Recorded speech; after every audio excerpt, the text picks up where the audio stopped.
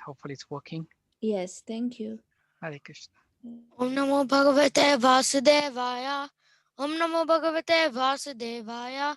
Om Namo Bhagavate Vasudevaya. Arjuna Vacha. Prakritim Purusham Cheva. Shetam Shetragnam Evacha. Etad Vedetum Ichami. Jnanam Gneyam Chakeshava. Shri Bhagavan Vacha.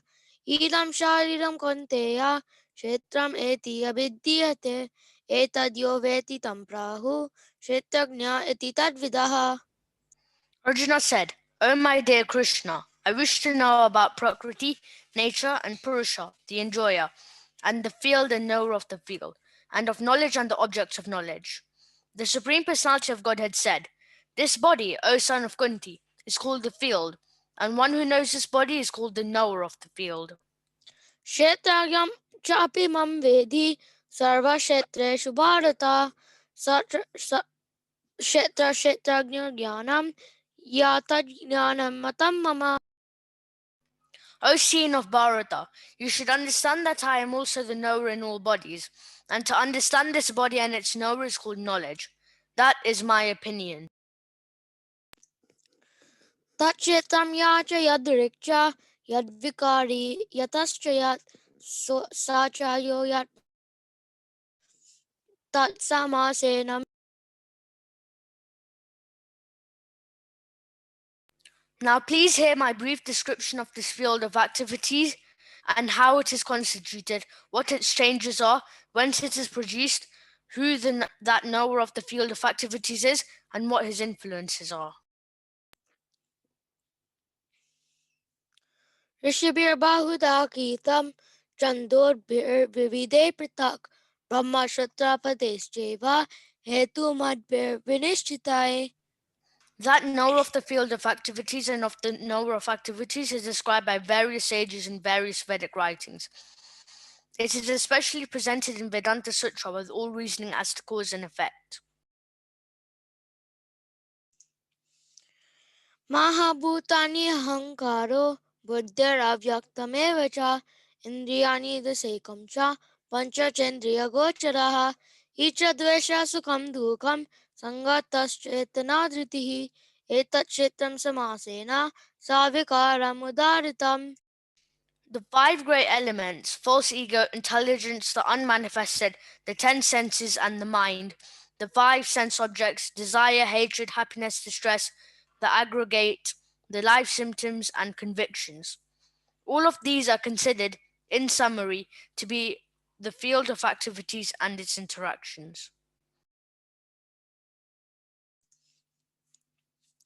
Amanitvam Adambitvam Ahimsa Santirarjavam Acharyopasanam Socham Stairyam Atma Vinigraha Indriyarteshu Vairakyam Ahankara Evacha Janma Mrityu Hi Duka Doshanudarshanam Asaktir Anabhisvangha Putra Dara Grihadishu Nityam Cha Samachitatvam Istanistopapatishu Mai Chananya Yogena Bhaktir Avyabhicharini Vivikta Desha Sevitam Aratir Jana Samsadi Adhyatma Jnana Nityatvam Tattva Jnanarthana Darshanam Etad Jnanam Iti Proktam Ajnanam Yadatonyataha Neyam Yatat Pravakshami Yagnat Mamritam Asnute Anadimat Param Brahma. Oh, sorry. It's okay.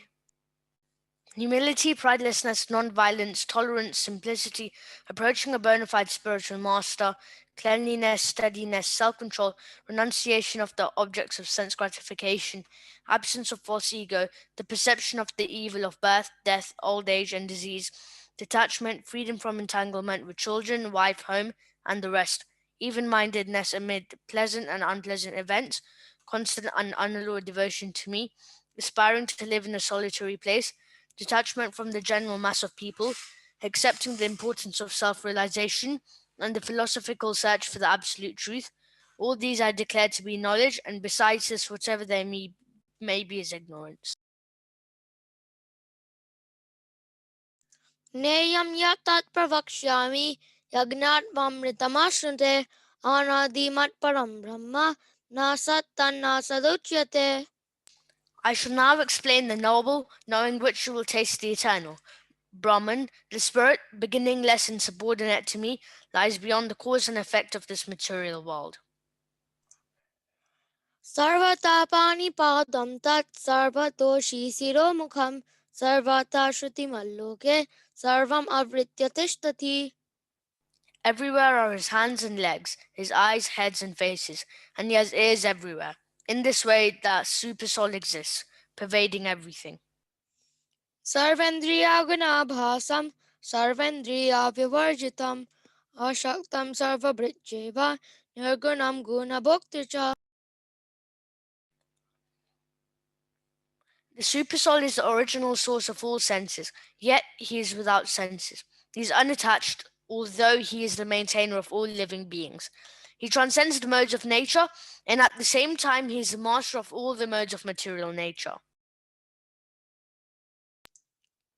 Bahir antastra bhutanam acharam charamev cha shuksa matpat tad avigneyam durastam kantike chatat.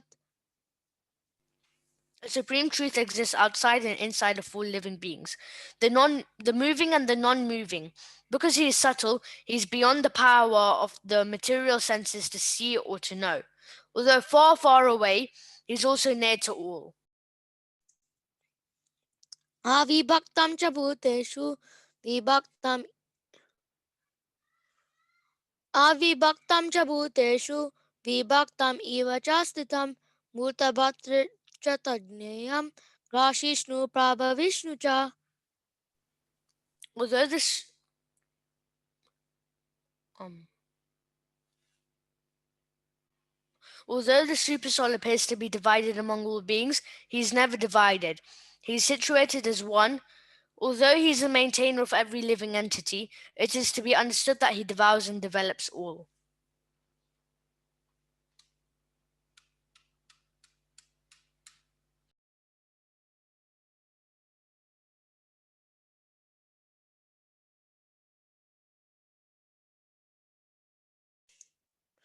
Jyotisamapi tajyotis tamasa paramuchyate jnanam gneyam jnanagamyam hridhi sarvasya vishtitam. He is the source of light in all luminous objects. He is beyond the darkness of matter and is unmanifested. He is knowledge, he is the object of knowledge, and he is the goal of knowledge. He is situated in everyone's heart. Iti kshetram tata jnanam gneyam choktam samasataha madbhakta etad vignaya madbhava yopapadyate. Thus, the field of activities, the body, knowledge, and the knowable have been summarily described by me. Only my devotees can understand this thoroughly and thus attain to my nature.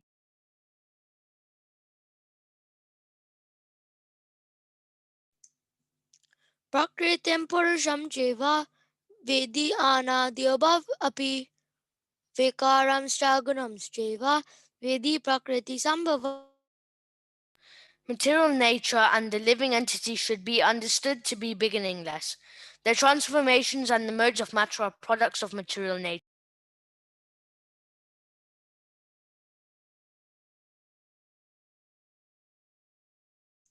Karya karana kartritve hetu prakritiruchyate purusha sukha dhukanam bhoktritve hetur uchyate. Nature is said to be the cause of all material causes and effects, whereas a living entity is the cause of the various sufferings and enjoyments in this world. Purusha prakritos Purusha prakriti stoti bhungte prakriti jan gunan karanam guna sangosya sada sadyo nijanmaso. The living entity in material nature thus follows the ways of life, enjoying the three modes of nature. This is due to his association with that material nature. Thus he meets with good and evil among various species. Upadashtun umanta cha bharta bhokta maheshwaraha paramet meti ukchapi dehesmin purusha para. Yet in this body there is another, a transcendental enjoyer who is the Lord, the supreme proprietor, and who exists as the overseer and permitter, who is known as a supersoul. ये या एवं वेति पुरुषं प्रकृतिं च गुणैः सह सर्वथा वर्त्मनोऽपि NASA भूयोऽभिजीयते. One who understands this philosophy concerning the material nature, the living entity, and the interaction of the modes of nature is sure to attain liberation. He will not take birth here again, regardless of his present position. ध्यायन् एमात्मनि पश्यन्ति केचिदात्मानमात्मना अन्ये संख्येन योगेन कर्मयोगेन च परे. Some perceive the supersoul within themselves through meditation, others through the cultivation of knowledge, and still others through working without fruit of desires. अन्ये च एवम् आजनन्तः श्रुत्यान् वेभ्य उपासते Sridham, तेऽपि. I thought we were finished stopping at 25. What were you told? I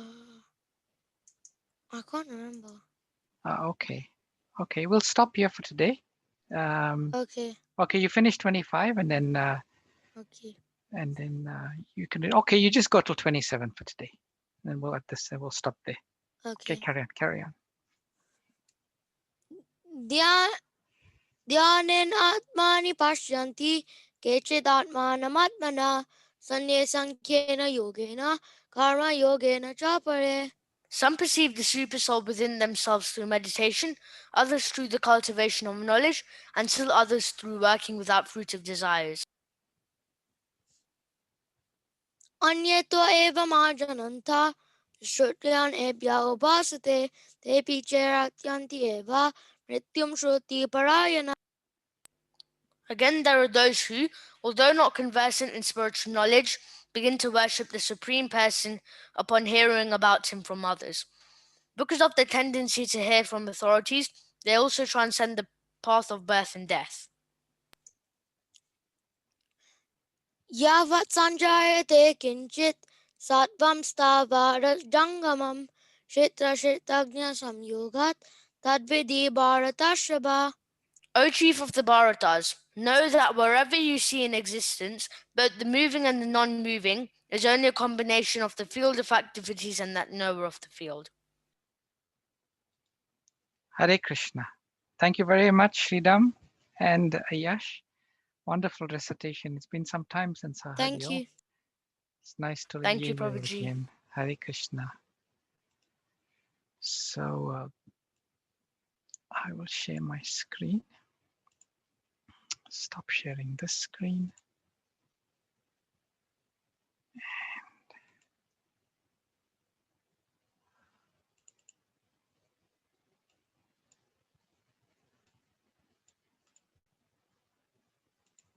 Okay. Hare Krishna, everyone. Welcome to today's chat session. Not sure if any of you are new to our group, but if you are, my name is Vrindavan Chandra Das. I'm one of the facilitators of our daily reading of the Bhagavad Gita. Currently reading chapter 13 entitled Nature, the Enjoyer and Consciousness.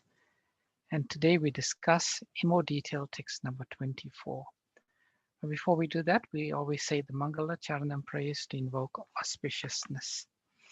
Om Jnana Timirandasya Gyananjana Shalakaya Chakshurunmalitam Jena Tasmai Shri Gurave Namaha Vanchakalpaturubhyascha Kripa Sindhubhyeva cha Patitanam Pavanebhyo Vaishnavebhyo Namo Namaha Jai Shri Krishna Chaitanya Prabhu Nityananda Shri Advaita Gadadhara Shivashadi Gaura Bhaktavrinda Hare Krishna Krishna Krishna Hare Hare Hare Rama Rama Rama Hare Hare Nama Om Vishnu Padaya Krishna Prishtaya Bhutale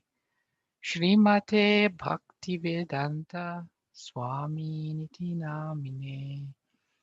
Namaste Saraswati Deve Gauravani Pracharine. Nirvishesha Shunyavadi Paschatya Deshatarine. Hare Krishna. So today's verse, Ya evam veti purusham prakritim cha gunai saha sarvatha varmanopi nasabhuyo abhijayate.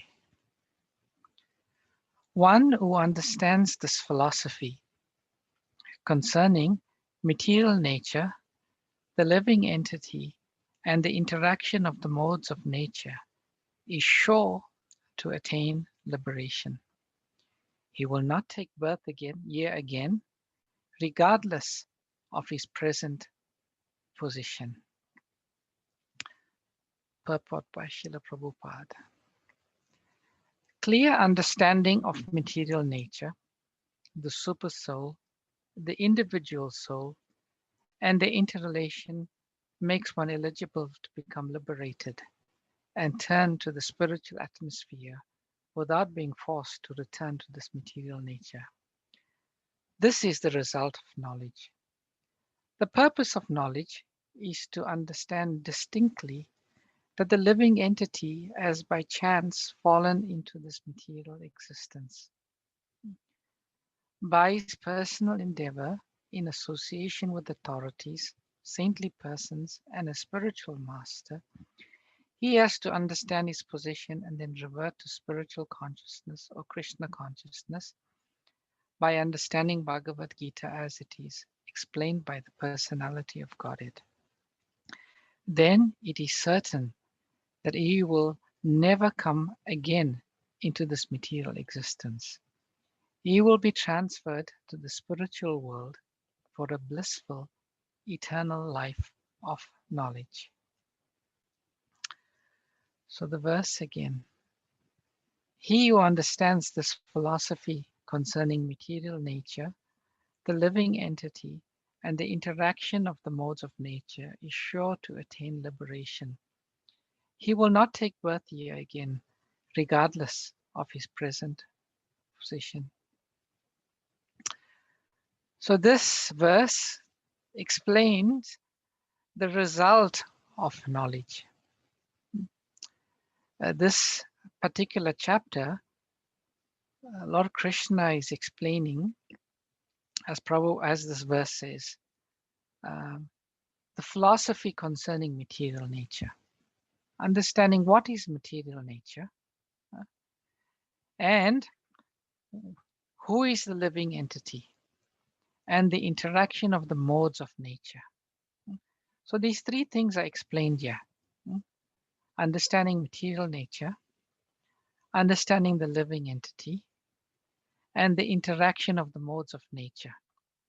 And Srila Prabhupada in the purport says, the super soul, material nature, the super soul, the individual soul, and the interrelation become eligible.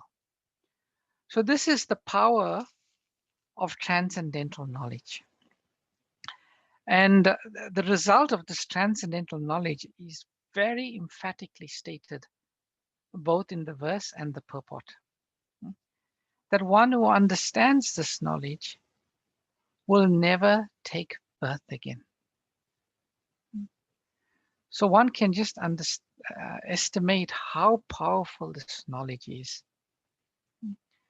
Therefore, when one receives such transcendental knowledge, one becomes the most fortunate recipient. Therefore, such occasions as we are experiencing and participating in now, this Srila Prabhupada's book marathon, it is such an important event because, we're not only just selling books. Some people see the marathon as selling books. No, what we are actually giving is transcendental knowledge. We're giving people the key by which everyone can come out of this material atmosphere. Interestingly, Srila Prabhupada says in the purport, the living entity has by chance fallen into this material existence. It's interesting, Srila Prabhupada uses the word chance. Essentially, what Srila Prabhupada is saying is by speculation, by thinking, is there something better than service to Krishna? We have fallen into this material world. And it's interesting, Prabhupada also uses the word personal endeavor in association with authorities, meaning that this knowledge, it is obtained firstly by personal endeavor and then with association with the authorities, saintly persons, and spiritual master. So we can never take this knowledge that we are receiving, what we are doing every day, reading Bhagavad Gita, studying Bhagavad Gita lightly. What we have received is something, or are receiving is something very, very profound.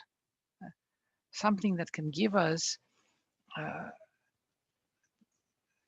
access to nothing else can give us. So this is very, very important. Now, in the verse itself, there's one very interesting word, veti. Yo evam veti purusham. Now, this verse, word veti, appears in the Bhagavad Gita in two other contexts. And I'll just read those two contexts.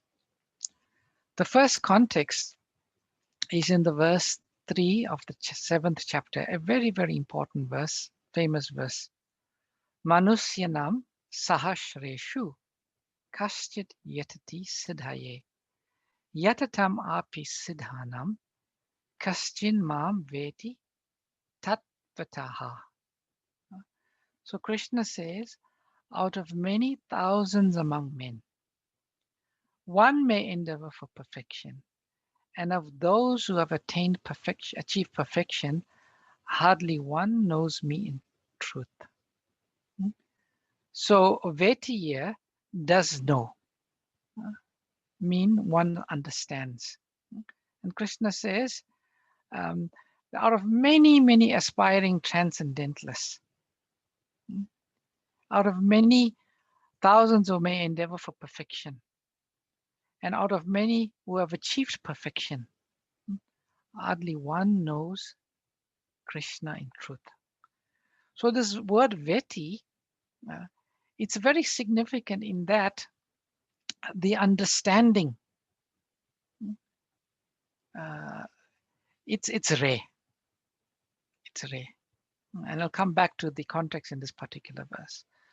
And in the second context that this verse Veti is used is in the 4th chapter, text number 9, where Krishna says, Janma karma chame divyam evam yo veti tatvataha tvaktva deham punar janma naiti mam eti so Arjuna. One who knows the transcendental nature of my appearance and activities does not upon leaving the body take his birth again in this material world, but attains my eternal abode, O Arjuna. So again, you see this word veti, knows. Now, in all three contexts, there is a very special applicability of this word veti. So there's two types of knowing. One is a superficial knowing, and one is a deep knowing, where one is completely assimilated the meaning, and one has imbibed it completely within one's consciousness, and one lives according to this. So in the context of this verse, Krishna says, one has truly realized the transcendental nature of his appearance and disappearance, does not take birth again. And again in this verse here, that Krishna is saying, hardly one knows him in truth, meaning very few people actually understand it in depth, beyond the superficiality. So in the same way, this verse here, it is saying, Krishna is saying that one who understands material nature, the living entity, and the interaction of the modes of nature is sure to attain liberation. So one may say, oh, this is quite easy, isn't it?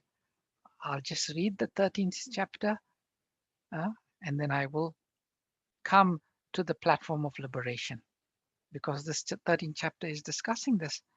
Or some people may say, well, I've read the 13th chapter. I know what Krishna is saying, material nature. It's about the 24 elements. What are the 24 elements? What is matter? I know I am the spirit soul. And I know within this body, this field of activities, there's also another soul, the super soul.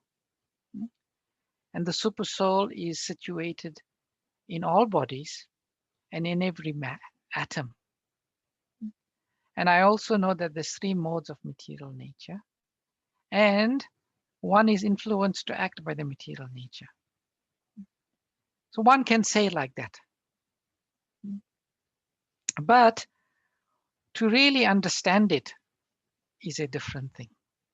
It's a completely different thing. One has to assimilate it. And Prabhupada says 3 important things that result in this assimilation. Prabhupada uses the word clear understanding, not superficial.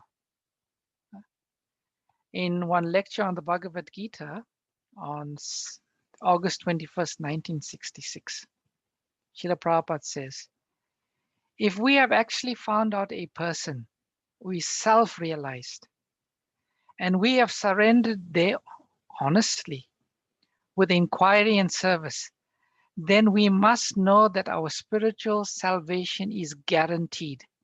Guaranteed. There is no doubt about it.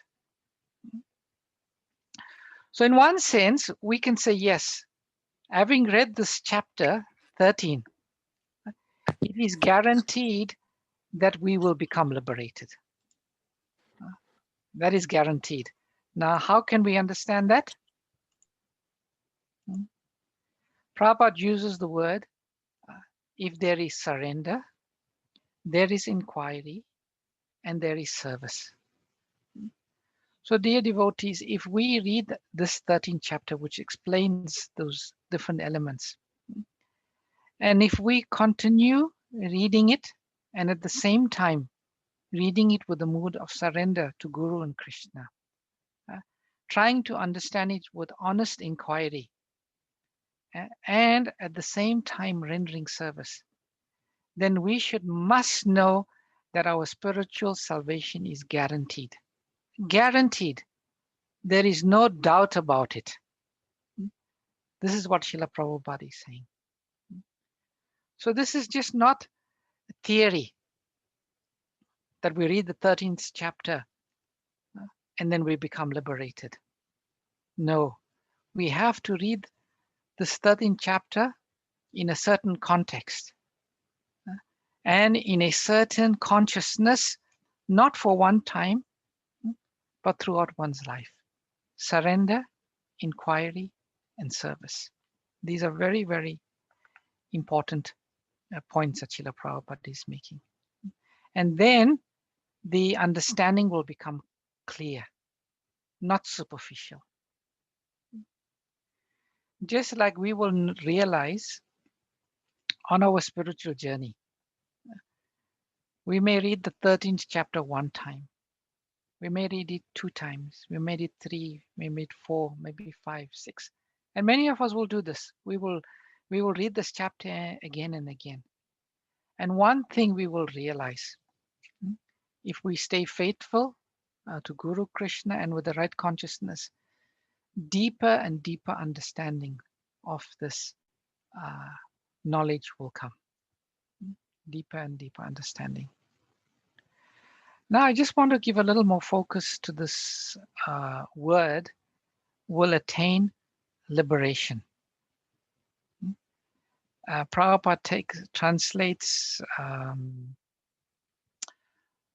this words, attain liberation, in the context of never again takes his birth. That's basically what liberation means in one sense, never come back to a material body. And we also understand that even while in this material body, one can be liberated.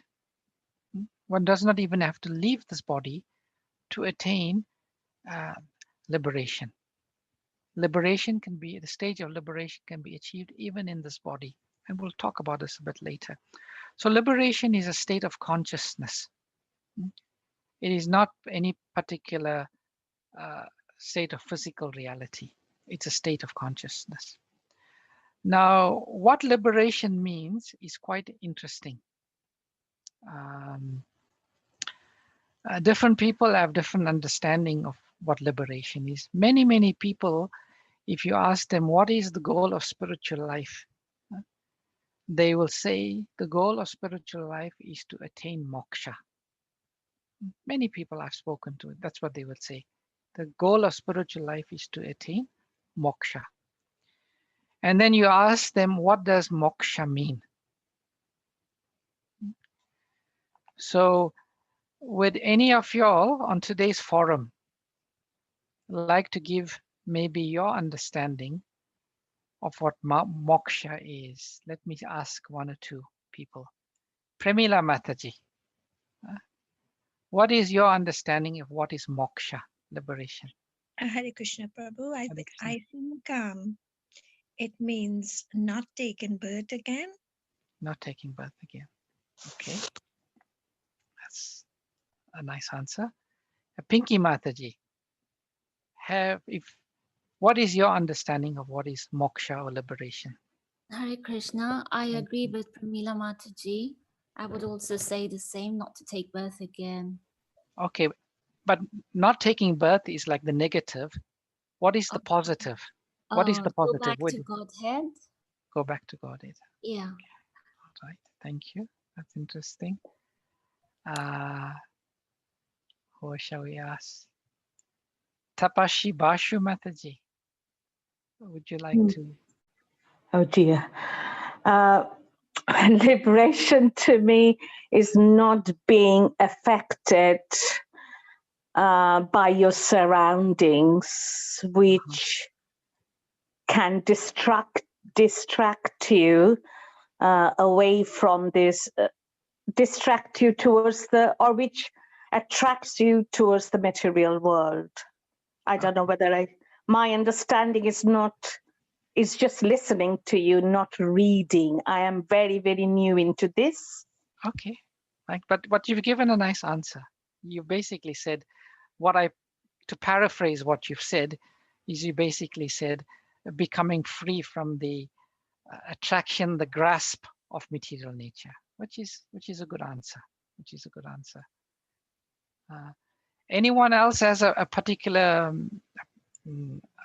view they'd like to express? Sure. Can I say it's released from the cycle of rebirth? Release from the cycle of rebirth. By the law of karma, and transcendent state. Yeah. Okay, Mataji. Thank you, Bhagavati Mataji. Prabhuji, it's a kshay of moha. Bharat Prabhu, yes, you'd like to say? Yes. It's a kshay of moha. Moksha. Sorry, moksha, what it means, Prabhu? Kshay, destruction of moha. Moha means of all the bondage and maya. All the bondage and maya. Okay. Hare Krishna. Meena Mataji, you wanted to express something? Like cycle of birth and death. Coming out of the cycle of birth and death. Okay. Hare Krishna, can I say something? Yeah, sure, Rasalila. Srimati. I think people probably think that it is merging into the Supreme. Some people think merging into the Supreme. Okay. Some nice answers there in the Srimad Bhagavatam. Oh, sorry, someone else wanted to say something. Yes, Prabhuji. Yes, Puja Mataji. Yes, I think liberation, in my opinion, is it can be attained while living here in this material world, but with Krishna consciousness and into state of a samadhi while doing all our activities, supreme consciousness, and all the time with the Krishna, so that we are untouched by any modes of the material nature, even though we are still in this material world. Nice answer, Puja Mataji. You are giving us, understanding that even while in this body, we can be liberated. Very nice, very nice. So in the Vedic scriptures, actually, there's description of 5 types of liberation. And this is explained by Lord Kapila in the 3rd canto, 29th chapter, verse 13. And he explains it in a very interesting context, which we shall read now. Salokya sharsti samipya sarupya katvam api uta diyamanam nagrinanti vina matsevanam janaha. So Lord Kapila says, and this is speaking to his mother Devahuti. Lord Kapila says, a pure devotee does not accept any kind of liberation. And then he goes on to explain 5 types of liberation. Salokya, Sharsti, Samipya, Sarupya, or Ekatva, even though they are offered by the Supreme Personality of Godhead. Now, this is a very interesting statement. Lord Kapila is saying that a pure devotee, he is not interested in any types of liberation. And there's the 5 types of liberation. The first type of liberation is called Salokya, where one gets the opportunity to live on the same planet as the Lord. The second type of liberation is called Sharsti, where one can have the same opulence as the Lord. The third type of liberation is called Samipya, to be a personal associate of the Lord. The fourth type of liberation is called Sarupya, which means having the same bodily features. And the last one is called Ekatvam, oneness, becoming one with the Lord. So these are the 5 types of liberation. A devotee may accept the first 4 types, Shalokya, Sharsti, Samipya, and Sarupya, but he will never accept the 5th one, which is called Ekatvam. Now, which is becoming one with the Lord. Now, why would anyone like to say why a pure devotee will not accept the last one at all under any condition? Prabhuji, because bliss, they will not experience bliss. Bliss is only experienced by reciprocation of love with Krishna and Actually, yeah, okay. servitorship of Krishna. Okay, you are close, but there is bliss, there is ananda in Ekatvam, but there's something more. There is no puja or devotion then. Yes, Bharat Prabhu, well done. Thank you. Thank you. In this stage of oneness, one cannot offer service to Krishna. There is no service. And for a devotee, if there's no service, life is meaningless. Because a devotee understands his whole existence should be to give pleasure to Krishna in the form of service. So a devotee may accept any of the first 4, but a devotee will not accept. But in this verse, Lord Kapila is going even one stage more. He's saying a pure devotee does not even accept these 4 types. And Srila Prabhupada's purport gives insight into why. Lord Chaitanya teaches us how to execute pure devotional service out of spontaneous love for the Supreme Personality of Godhead. In the Shishashtaka, he prays to the Lord, "O Lord, I do not wish to gain from you any wealth, nor do I wish to have a beautiful wife, nor do I wish to have many followers. All I want from you is that life after life I may remain a pure devotee at your lotus feet. There is a similarity between the prayers of Lord Chaitanya and the statements of Srimad Bhagavatam. Lord Chaitanya prays in life after life, indicating that a devotee does not even desire the cessation of birth and death. The yogis and empiric philosophers desire cessation to the process of birth and death. But a devotee is satisfied even to remain in this material world and execute devotional service. So there's one nice story that Srila Prabhupada said in this regard that explains this principle very nice. Once a saintly person, a yogi, he was asked to give some benedictions. And the first person he met was a prince, the son of a king. And this yogi blessed the prince. He said, "My dear prince, I bless you that you may live forever." The sage then met a saintly person and said to him, "You may either live or die." Eventually, the sage met a brahmachari devotee and blessed him and said, "You may die immediately." And finally, the sage met a hunter and he blessed him, "Neither live nor die." So these benedictions are quite instructive. So the life of the prince was, he was just enjoying sense gratification. So in his next lifetime, he would stop, he will stop experiencing the pleasures of sense gratification, and he would reap the detrimental results of sense gratification, means he would suffer.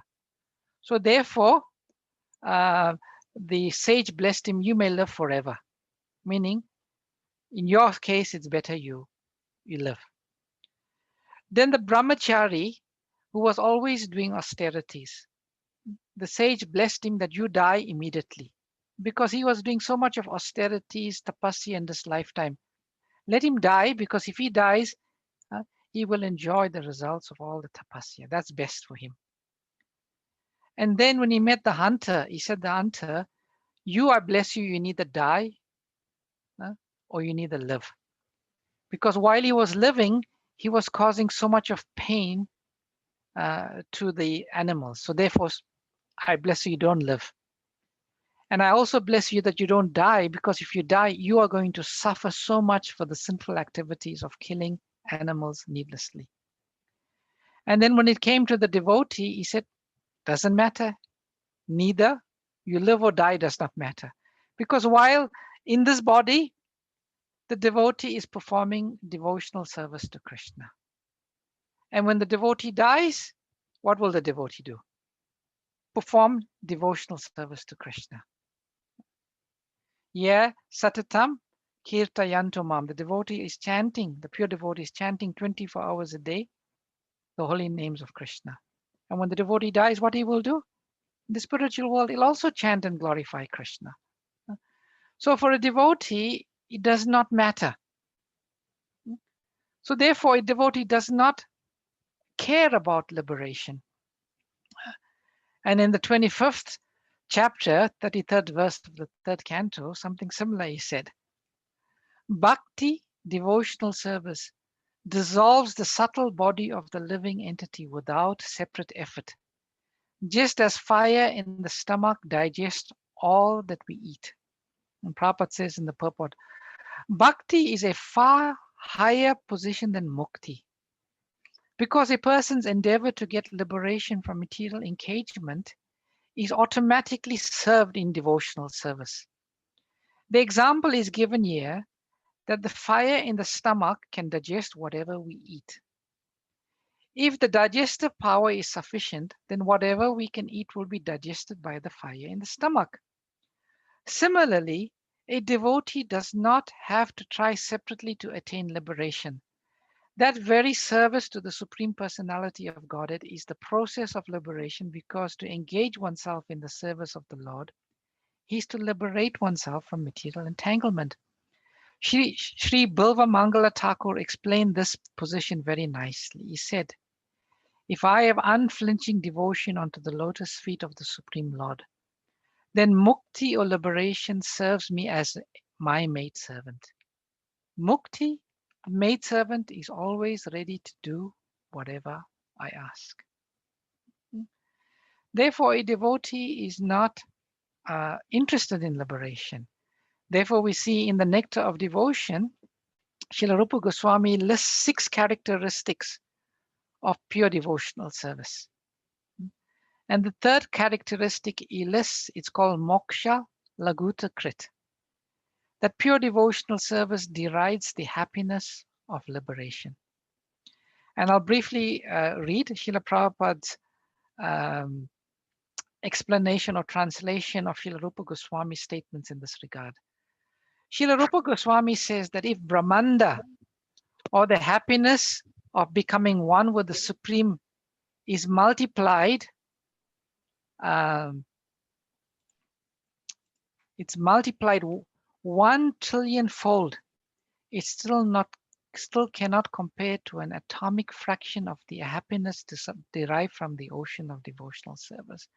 So one who is swimming in the ocean of devotional service, even in this body, Srila Rupa Goswami says, the happiness that comes from liberation does not even compare to 1 trillion fold the happiness that one gets from pure devotional service. So why would one aspire for that type of liberation if the happiness one is getting supersedes that? And then in the Hari Bhakti Sudadhai, Prahlad Maharaj, while satisfying Lord Nrsingadev by his prayer, says, "My dear Lord of the universe, I am feeling transcendental pleasure in your presence and have become merged in the ocean of happiness. I now consider the happiness of Brahmanda to be no more than the water in the impression left by a calf's hoof in the earth, compared with this ocean of bliss." So Prahlad Maharaj is saying, the happiness that we get from devotional service is like the ocean. And the happiness you get from merging into Brahmanda, is like the water you get in the hoof print of the calf. And then Rupa Goswami quotes the commentary of Bhavarta Dipika of Sridhar Swami on the Srimad Bhagavatam, where he said, "My dear Lord, some of the fortunate persons are swimming in the ocean of your nectar of devotion, and who are relishing the nectar of the narrations of your pastimes, certainly no ecstasies that immediately minimize the value of happiness derived from religiousness, economic development, sense gratification, and liberation. Such a transcendental devotee regards any kind of happiness other than devotional service as no better than a straw in the street." No one pays much attention to a straw in the street. So in the same way, it is insignificant. So in the same way, liberation is insignificant to a pure devotee. A pure devotee who is on the platform of pure Krishna consciousness. So how are we doing for time? Oh, it's 8:34. So I'll stop here. It is a very, very wonderful verse, the results of this knowledge. And these results come automatically to a devotee. So we'll take any questions, comments, or reflections that any of you may have.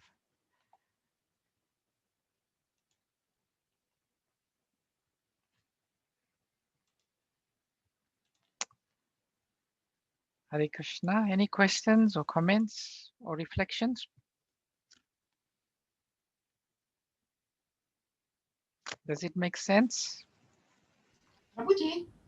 Yes, Puja Mataji. Well, yes. Suppose if one desires mukti, do you think he's doing something bad because he wants that instead of continuous with the devotional service?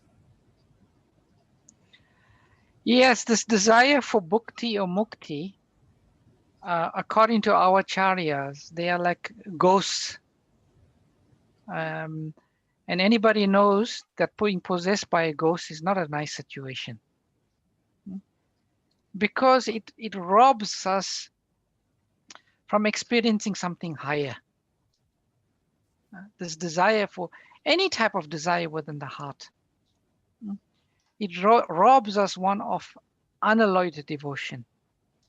And unalloyed devotion, as Srimad Bhagavatam says, yayatma suprasidati. It must be unmotivated and uninterrupted.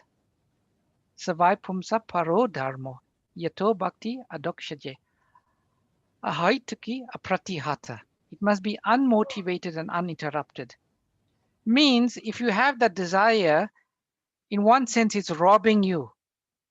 That desire is robbing you of a higher experience.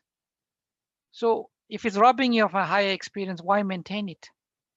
Why maintain it? Does that answer your question, Puja Mataji? Yes, clear understanding. Yes, yes. So it should be unalloyed and unmotivated devotional service. Yes.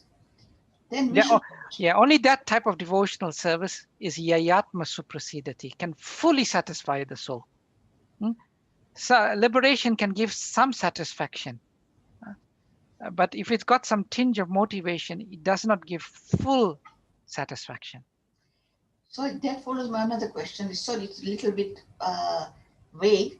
But why do people, we think that we do all these activities of a birth and the next birth and the next birth improves and improves so that eventually we can reach up to Golok Vrindavan. Is that my thinking or is that not what scripture say?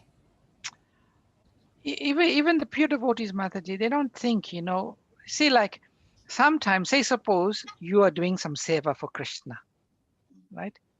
And in your mind, you are thinking, this seva will take me back to Goloka from Vrindavan one day. So you think like that. You do seva and you think, this seva will take me back to Goloka Vrindavan.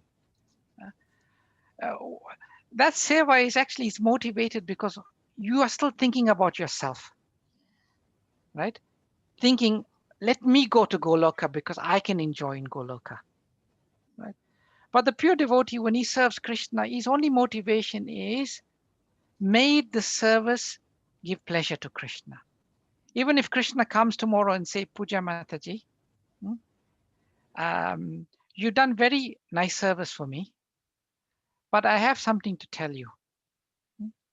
You will never go back to Goloka Vrindavan. Then how would you respond? Will you say, Krishna, this is not fair. This is not fair. I want to go back to Goloka Vrindavan. A pure devotee will say, Krishna, that's fine. You're saying I'm not going, that's fine. But please, you just give me one benediction. I will never forget you wherever I am. And I may hear and chant your glories.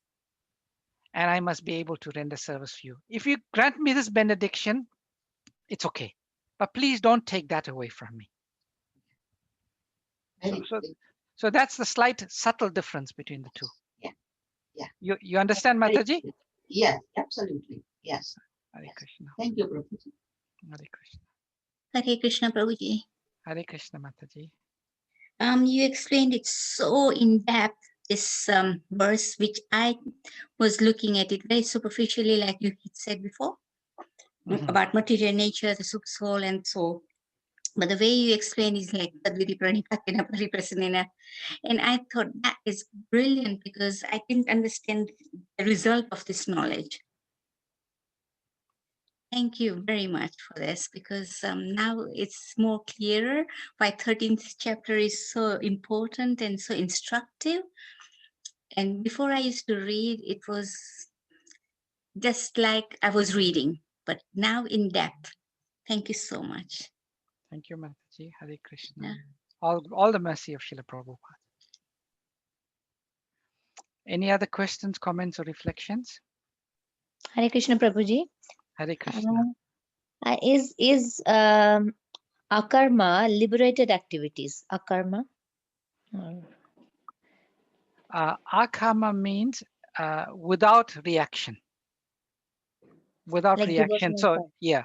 So meaning you are doing activities, but there's no reaction to it.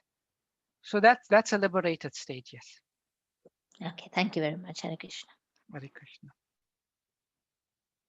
Any other questions, comments, or reflections? Hare Krishna, Prabhuji. Hare Krishna, Prabhu. Prabhu, I wanted to know, I want to have some books to gift to my friends over Christmas. I want to know what is the fastest way to get these books. Is it from the website of or from where should I get them? Shall I go to temple and get them now that the shop might be open? No, Prabhu, I think the fastest, since you live in Stanmore, if you just drop us a note with the books you require, we can drop it off at your place. Oh, lovely. I'll do it after this to you, Prabhuji, personally. Okay, no problem. Anything else, dear devotees? Any reflections, comments, questions? Do you all agree with what we were saying today? Or does anyone have any doubts? No doubts. Doubts have been cleared, Prabhuji. It was wonderful explanation, Prabhuji. Wonderful. Very Hare Krishna, Prabhuji. I want to ask a question. Yes, please do. I want to ask you that I went to Mayapur once and I met a Prabhuji, Purushottam Das ji, and he was teaching us how to pray. Obviously, I was very starting student at that moment. And he used to say, you pray to God, to Lord Krishna, that forget me at the end of your prayers. You pray to Lord Krishna and Radhaji that pray in this way and say, please forget me not whichever form I am, take me back home. You know, so what does that mean? I mean, I've been praying in that manner. So it's a bit confusing when you say there are 5 types of moksha, you know. So where does it leave me that how should I be? Shall I improve on my praying or what shall I do? Yeah, Prabhupada said being in Vrindavan is not necessarily being in a physical place. Yes. It is a state of consciousness. Being in Vrindavan is a state of consciousness. So, you know, you can take it that prayer, if you're saying, take me home, means take me home so that I can have a Vrindavan consciousness no matter where I am. So it depends how you, but what Srila Prabhupada and what Sri Chaitanya Mahaprabhu taught, that even the prayer to get liberated, to go back to Godhead, although it's not bad, certainly it's not bad, because if one is in the mood that I want to go back to Godhead so I can serve Krishna in clear consciousness, this body is an impediment. In so many ways, it's an impediment for me to serve Krishna unrestricted. So the only reason I want to go back to Godhead so that I can serve Krishna without any inhibitions. So if that is there, the central mood is service and pleasure to Krishna as opposed to my pleasure, then that's fine. That's fine.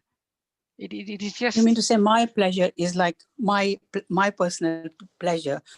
Like serving him, serving Lord Krishna is the most highest, and you feel quite content while I am in this material world. But then when we leave our body, I know you have explained many times that if you're even unconscious, whatever deeds or how much japa, how much devotional service you have done, it all counts in because Lord Krishna knows what you have been doing. So according to that, is that okay? Or I have to do we have to really qualify to become a qualified devotee, and we have to get initiated to get the next step to go back home? Is that so? If I'm not initiated, then is there no place? Will I not be able to go back home? That is a whole topic itself, what initiation means, Mataji. Oh, I see. Okay. Yeah, you can read Nectar of Instruction, text number 5. Right. Srila Prabhupada gives a very interesting explanation of what initiation means. Okay. Initiation is not necessarily a ceremony in which one gets the beads and the name, although that's part of Diksha, is part of the process. But real initiation means surrender to the spiritual master. Yes. It is a huge topic just by itself. But just to answer your question, Mataji, my take is always let's not become too involved and too thoughtful about liberation and what happened to us. Just remain in the mood that I am servant of Krishna. Yes. Right? I am meant to give pleasure to Krishna. Yes. Let me try in whatever activities I do to give pleasure to Krishna or work in that pleasure. They're always thinking that Prabhupada said, simply if we think, I am eternal servant of Krishna, you are liberated. So in anything you do in life, if you always are walking around doing things that I am eternal servant of Krishna, and I am meant to serve him, you're already liberated. You're liberated. Thank you. Hare Thank Krishna. you, Prabhu. Thank you very much for explaining.